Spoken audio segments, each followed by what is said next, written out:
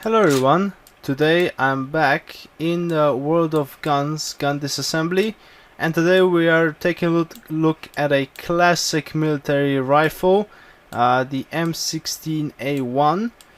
Now this is obviously the rifle version of the standard American battle rifle, or I guess it is a battle rifle. So basically, it is a military sort of derivative of the AR-15. These were, of course, fully automatic, and of course they were. They were select fire, and they also had burst fire, I believe, in some versions, I think. So basically, they were experimenting with these rifles in the 50s, and they adopted them after the M14 rifle, which was adopted after the M1 rifle. So the M14 only lasted for a couple of years and was quickly replaced with this rifle. With the A1 version, of course, and then this one later. So this one has a couple of changes that they wanted to do for reliability reasons. I should also go into history about this rifle a bit before we take it apart. So basically, what was going on in the world at that time was, well, let's take it this way. World War II was finished just like a couple of years before. Actually, at that time it was 10 or more years, and people were looking for better rifles for their militaries. Countries were looking for better rifles, and of course, as I talked previously, the Germans developed the first modern assault rifle during World War II, and of course that was the STG-43 and the STG-44. And then after the war, the Soviets took over the idea and went and made the AK-47, which copied a whole bunch of the design. It sort of was inspired by the STG. But the Americans went completely the other way. So the Russians and the Germans during World War II went to what is considered medium power cartridges, or like intermediate cartridges. So that's what that means is basically a cartridge that is less powerful than a full rifle cartridge, such as 308, which is also called 7.62 NATO, or like 30-06, or like 7.62 by 54R, or like 8mm Mauser, or any of those World War II and previous cartridges that were used for personal rifles. So those cartridges were deemed too powerful to be, I guess they wanted to increase the amount of shots on target by decreasing the amount of power in the cartridge. So the Germans went with the 8 Kurz, which was for the STG, a new cartridge. The Russians went with the 7.62 by 39, and then later with 5.45. And the Americans didn't really jump on that train at all. Their doctrine was quite a bit different. They stuck with the full power rifle cartridge. They just changed the sort of dimensions a bit. So they went from 30-06 to 308, which is pretty much the same cartridge except a bit shorter, but in terms of power, very much the same. And they adopted the M14 rifle, which was pretty much the same as the M1 had, except for the different cartridge, but the cartridge was still very similar in power.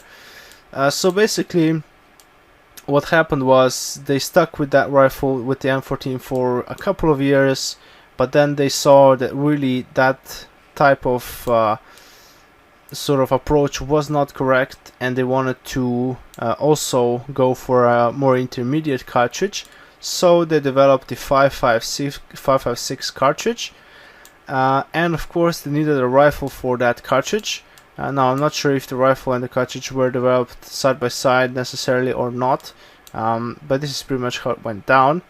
So the Armalite company was developing a rifle called an AR-10, and that rifle was pretty much looked like this one, worked pretty much the same way, except it was chambered in 308, so in a full-size cartridge. And they managed to sell some of those rifles to a couple of different countries. Mainly Portugal was the biggest order, I think, but not a whole bunch, because they were quite revolutionary. They were very, very light rifles for the time. They were made fully out of aluminium, except for the pressure-bearing parts, obviously. And in the time period, the aluminium production was not what it is today. Aluminium was quite expensive, and so those rifles were not as attractive to countries as maybe some others.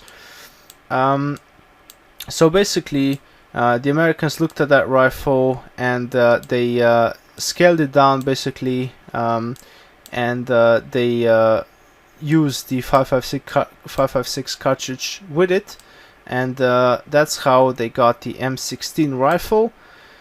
Pretty much, and they put them in production, and they equipped their whole army with them eventually, and famously they were used in Vietnam War, famously called the Mattel toys, because of their plastic furniture and light structure. So basically that's pretty much the history. So that was up until this model. After this, they had improved versions up until today. They're still using this rifle. The M4 that you may know is just a carbine version of this rifle. It uses the same basic principles, except it has a shorter barrel and different handguards and stuff. So nowadays, of course, the handguards are different. Like they use rails and stuff. They don't have this carry handle on top. But other than that, they're pretty much still the same rifles. So let's take this one apart, and I'll show you what it looks like on the inside. As I said, this was a select fire rifle. If I talk about the system, you'll be able to see it here. So we've got a gas impingement system, or it's basically more of a very, very short gas piston, which is in the bolt carrier group, and this tube that you can see on top of the barrel basically guides the gases from the barrel port into the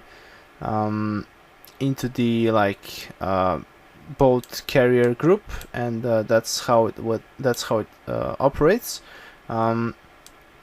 So it's gas operated, and we've got a multi-lug rotating bolt that you'll see. There is a lower and an upper receiver. Both are made out of aluminium, as I said.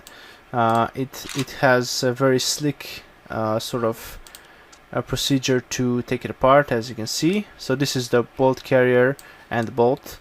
We've got this tiny thing on the top, is basically like a gas piston. Now some people would say it's a direct gas impingement. However, I think the correct term is that it's actually a little gas piston. And it's all very, very ingenious and very, very simple. The multi-lug bolt that you can see here provides this rifle with incredible accuracy, especially today when we have very good barrels for these rifles. Now they went through a whole bunch of trouble, obviously, with this rifle, because it was very much ahead of its time. It is still considered the best or one of the best military rifles today. So you can see how it was very much ahead of its time in the 50s. So they had a couple of problems.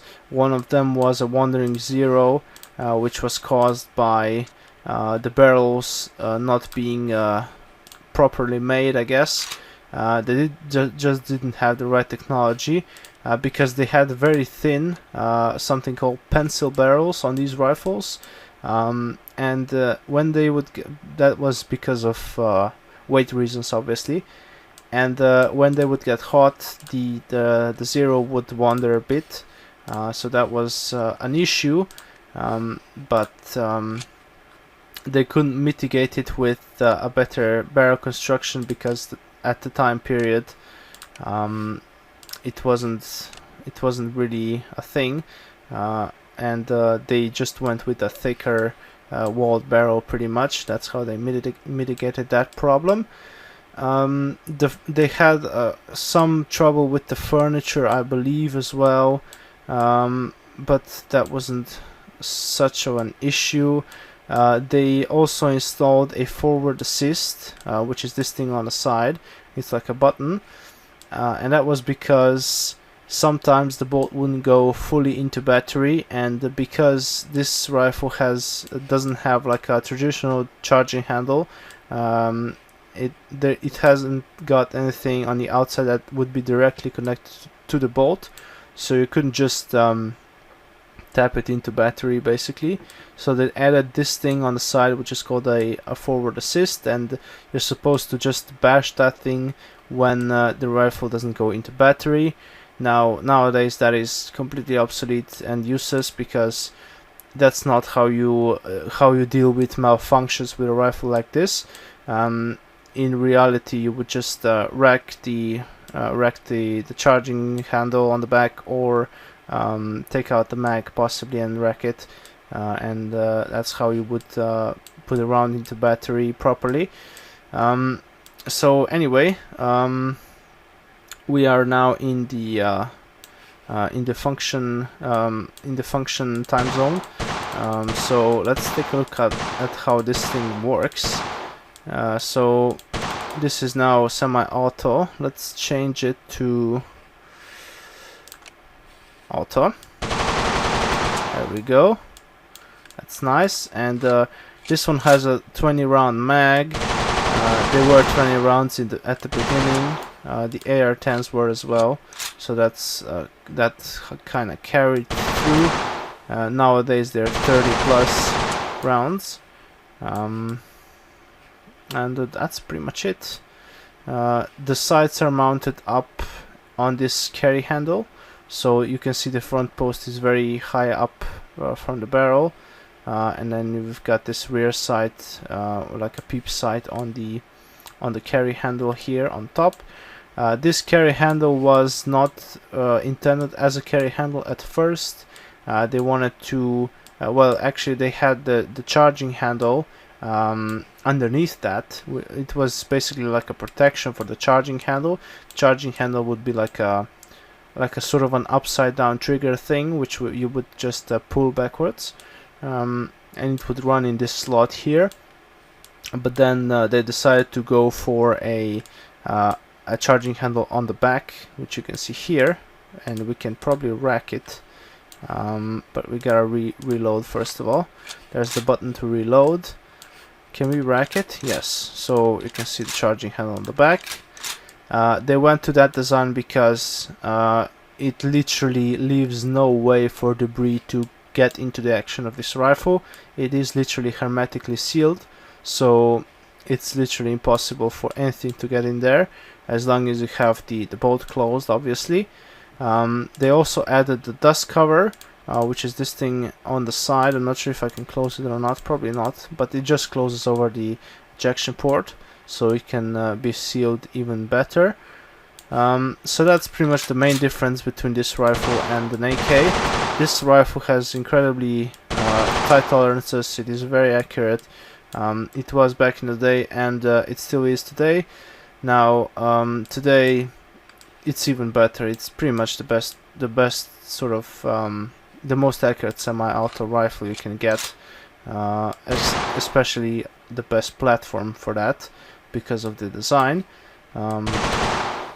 And basically it doesn't, if like nothing gets in from the outside, it runs fine. You have to clean it, obviously. It does require lube and cleaning most of the time,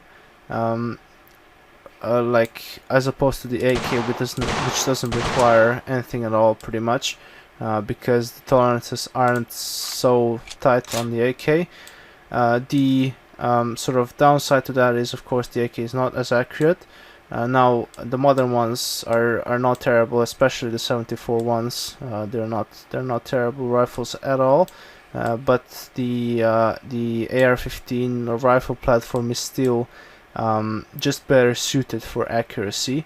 So basically, if you have the money, you can get pretty much as much accuracy out of this thing as you want.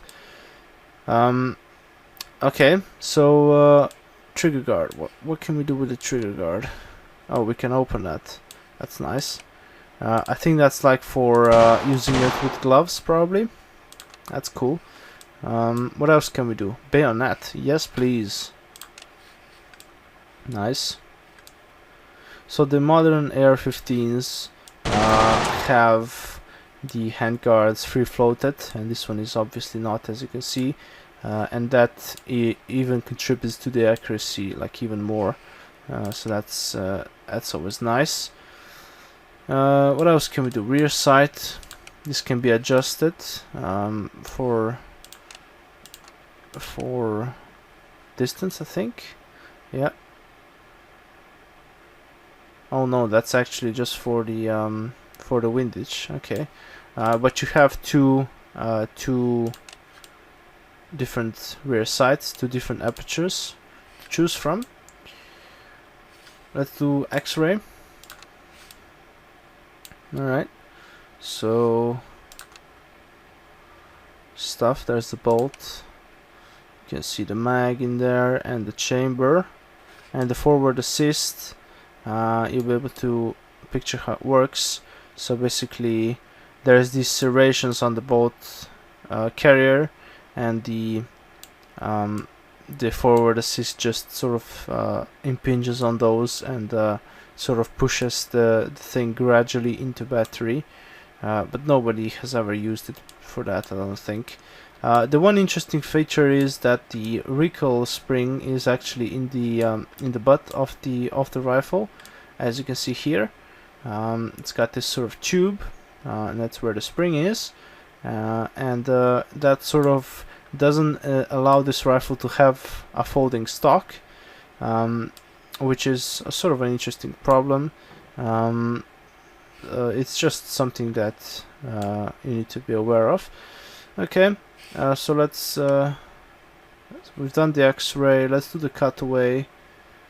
If I can see it, there it is. Oh yeah, no, that's a proper cutaway. You can see the spring there, and then we've got the bolt carrier group there, mag. We've got the trigger assembly, trigger pack. Then there's the barrel. That's pretty much it. Okay. And slow-mo, sure. Let's reload it first. Press the button there, and you can see how it works. Let's go slow 10, and I think we're still on full auto. Yep. So you can see it is hammer fired. The triggers on these rifles can be pretty terrible on the military ones, but on the modern ones with the custom triggers, there's some of the best triggers in the world, pretty much, as it comes to rifles. Okay, so we've seen this thing, so let's take it apart and put it back together now. and see if I know anything about the insides of this rifle as well.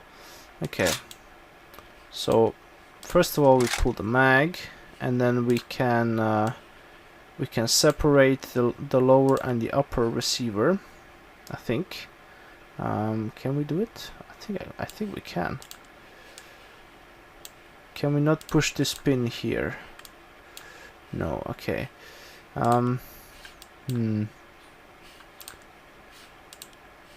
Okay, we can take off the handguard.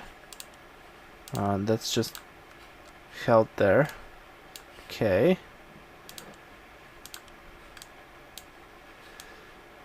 How do I... Oh yeah, okay, I have to click on the upper, apparently. Okay, and then the bolt and the bolt carrier come out. And the charging handle as well. There we go. Let's take apart the bolt carrier group first of all. We have the... there's a cross pin there. And then... that's the firing pin.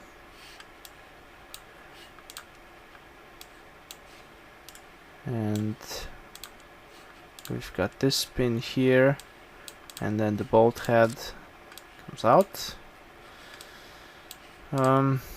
We have the extractor on the side. We have... what else? The plunger ejector with the spring, and there's a thing, the gas ring at the end there. Okay, we've got the carrier key. That's what transfers the gas from the tube down into the bolt, basically. Okay, and that's pretty much our bolt carrier, I think. We can take apart the charging handle as well. It's got this locking thing so it doesn't bounce around. Okay. And then we can go ahead and do the mag, because why the hell not? This thing has 156 parts apparently, which is quite a bit. But I think I know my way around this rifle enough to make this not so terrible. Okay, so let's take apart the upper first of all. So we've got the forward assist with a spring, and it's got a whole bunch of small parts, and it's completely useless. Okay, and then we've got the sight up here. This thing's got a whole bunch of small parts as well. Now nowadays the modern ones don't have this charging handle at all. They just have a flat top. You've probably seen them, and you can mount your optics on there. The most important, or one of the most important aspects of this rifle is that it has a very large aftermarket support in the United States. Now it's not so for Europe, but that's especially because you cannot build the rifles in Europe yourself. Which you can do in the United States, which makes the parts industry for these rifles very extensive, and also the completed guns. There's a whole bunch of those on sale, and you can get them quite inexpensively in the US, not so much in Europe because they're not so mainstream. They're still reasonable though for what you get.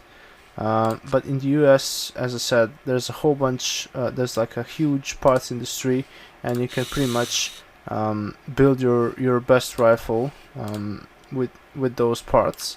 Well, except of course depending on how much money you have. But that's pretty cool. It sort of guides the progress forwards on rifle and gun technology on average, which is pretty nice. Okay, because these new these new rifles have a whole bunch of cool shiz whiz that wasn't even a thing a couple of years ago. Different coatings and like polymer lowers and stuff, and carbon fiber hand guards which make it even lighter. That's pretty cool. All of that stuff is pretty nice. Okay, so we've taken apart the upper. Let's do the lower. Obviously this thing's gotta have a whole bunch of parts, so we can take out the basically the butt stock. There's a swivel there for a sling, and then we've got this recoil spring tube basically. That's the buffer that goes inside of the spring. We can take apart this stuff as well. It's got spacers in there, okay.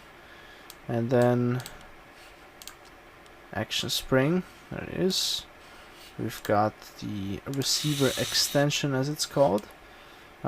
It's very clever that they designed it this way, because it makes the receiver actually much shorter than it would have to be if it were to house the spring also. So it sort of shortens the receiver to a bare minimum, so basically a magazine well and a pistol grip and a space for the trigger, and that's pretty much it. There's not much else there. And then the spring is moved into the buttstock. It's pretty cool. Okay, so we've got the hammer with the spring, and then the bolt catch comes out. We've got the mag release also. There it is. Okay, and then we've got a whole bunch more parts. The auto sear. This is something that I'm not familiar with, obviously, for obvious reasons. Well, I could, I mean, I don't know if there's any full auto versions in Europe available to be bought. I'm not sure. There's probably some AR-10s, because those were full auto as well. And as I said, Portugal adopted them. So maybe there's actually some full auto AR-10s out there for buying, but I think they're probably very expensive because they are quite significant rifles. So even though I technically could have one, I don't think I have the funds to have one. So anyway, we have 6 more parts. Did we take apart the front sight? Yes, we actually did. I usually forget the front side. What else do we have? 6 parts. Where could I find 6 more parts? Oh, there's a little spring here. That's for the dust cover. Okay, that's 3 more parts, and then we need 3 more parts. If I can find them. Oh, there's stuff on the trigger here. Okay, there's another spring and a disconnector, and there we go, one M-16 disassembled. And now let's put it back together. Hopefully I can manage. It's gonna take me some time, but it's not terrible. Here you can see the amount of parts and the complexity of this rifle. It must have been incredibly expensive to outfit a whole army with these types of rifles in the 50s, when this type of technology was brand new. I can only imagine what it must have cost the United States, but it's pretty cool. Okay, so it was a major technological advantage though for them as well. So I guess if anyone could afford it, it was definitely the US. So I guess they took the right call. You can see that by, of course, many countries today still are using these rifles or derivatives of these rifles. Many of them are still being adopted by countries. So it definitely was the right call to go for this rifle, I think. and especially because they could afford it. Not many other countries could, or pretty much none other countries could afford to get something like this in the 50s. But I guess that's good for the Americans. Okay, so we've got. Can we do the lower properly? Can we put it together? The trigger assembly. Where is the auto sear? Oh, this goes in the trigger. Okay, the trigger goes in here. There's also the auto sear somewhere that goes in there. Not sure where that went. Was here before. There it is. Okay, that goes in there, and then we've got the hammer. Perfect. Right. The pin goes in, but not all the way. Okay, and then we've got this trigger guard assembly that opens up. I'm not sure if these rifles still have. I guess you could get lower with that feature. I think that's for using it with gloves. So for like dark, for cold environments. I mean, I'm not sure why I went with dark there, but anyway. Okay, we've got the other pin here, and then there's a weird spring there for. I'm not sure what that spring's for. Oh, that's for the forward assist. Of course it is. A whole bunch of small useless parts. Anyway, let's put that back in the upper. Okay, and that's pretty good. Let's put these stupid spacers in the buffer there, and cap it off. And then we can put on the spring, I think. Right, there it goes into the tube with this buffer thing. Okay, and then we've got we can reassemble a charging handle there, and also the bolt. The bolt could use stuff. We've got the firing pin, which doesn't go in yet, apparently. Oh yeah, the bolt head goes in first, or the bolt actually. That is just the bolt carrier. Okay, that goes in here, and then the firing pin should go there as well. With the cam pin, of course. And the firing pin actually holds the cam pin in place, which is pretty ingenious. The cam pin, by the way, makes the bolt actually rotate in these little tracks that you can see here on the in the bolt carrier. So basically, that's what forces it to rotate. So lock and unlock, and the gas obviously forces it to go forward and back. So that's pretty much how it works. Okay. Let's do the upper, because there's a whole bunch of stuff that we need to put back together. There's this dust cover. Oh, for Christ's sake. Where's that dust cover, for Christ's sake? Put it back together and mount it. Okay. And then we've got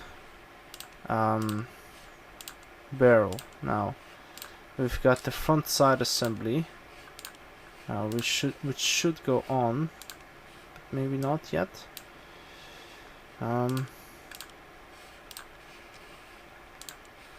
This is for the barrel to hold it in place, but it also holds the handguards.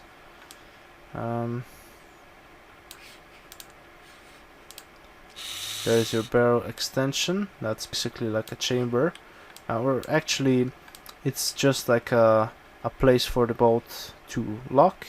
You can see there's the recesses for the bolt to lock into, and then the chamber is just forward of that. So it's pretty clever.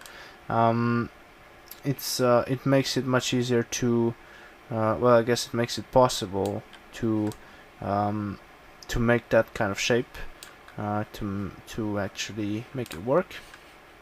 Okay, so the barrel goes in, and then we've got stuff. Let's see. This goes on, the barrel nut. Okay, and then we've got the no.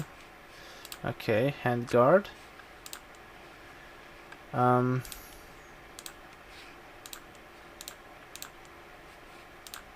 Okay, the front side goes on. There we go. The front side is just like a post with some wings, as you can see. Not very advanced there. Okay, and then we've got the flash hider, as it's called, the flash suppressor, and then we've got the gas tube. Okay, that's nice. The rear side needs to go together as well. I'm not sure. Okay, so we got the flat spring first of all, and then the aperture, and then the mess of parts goes together. Perfect. Okay, we can put together the hand guards and put them on as well, or do that later, I guess. Let's put this on the lower. Alright, and then we can put the guts in there. So what is this? Oh, that's for the pin, I think, maybe? I don't know. Okay, so the charging handle goes on, and then we've got the bolt, and then we've got we can put it together. Nice. Hand guards. There we go. And then we have some more stuff back here. So like the sling swivel goes onto the buttstock, and that goes onto the tube there. Okay, and then we've got a screw there holding it on, and the mag. There we go, one reassembled M16A1. Okay, so this has been quite extensive. I've pretty much told you everything I know about this rifle. I hope I didn't spread any misinformation. As I said, this is a very cool rifle, very much ahead of its time at the time of sort of adoption. So very interesting, and it's very interesting how we're still using this platform today, and how most people are still using it, and how it's still one of the best rifle platforms out there. So Armalite really had it together for the AR-15, and the M16 also proves that concept. So anyway, I hope you enjoyed this video. If you liked it, you can press the like button and subscribe to my channel. You can also check out my other videos, and I'll see you next time.